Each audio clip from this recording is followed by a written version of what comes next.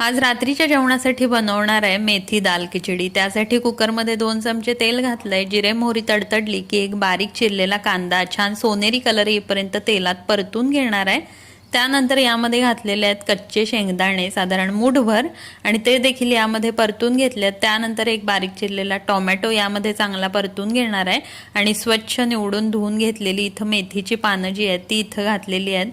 ही साधारण कुंडाभर आहेत आणि आता ती देखील या फोडणीमध्ये चांगली परतून घेणार आहे। त्यानंतर यामध्ये चवीनुसार मीठ, लाल तिखट आणि हळद घालणार आहे थोडीफार।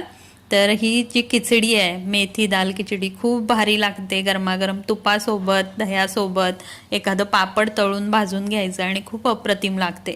या ठिकाणी मी अर्धी वाटी तांदूळ घेतलेत आणि सोबतच मिक्स डाळी घेतल्या होत्या, तूर डाळ, मसुरा डाळ आणि या ठिकाणी मूग डाळ घेतलेली आहे। ह्या मिक्स डाळी आणि तांदूळ हे सगळं धुवून यामध्ये घातलेलं आहे, परत मिक्स करून घेतलेलं आहे आणि साधारण 1.5 ग्लास पाणी घालून 2 शिट्ट्या काढून घेतल्यात आणि तर गरमागरम मेथी दाल खिचडी गरमागरम तुपासोबत खाण्यासाठी तयार आहे। व्हिडिओ आवडला असेल तर जरूर लाईक करा। धन्यवाद।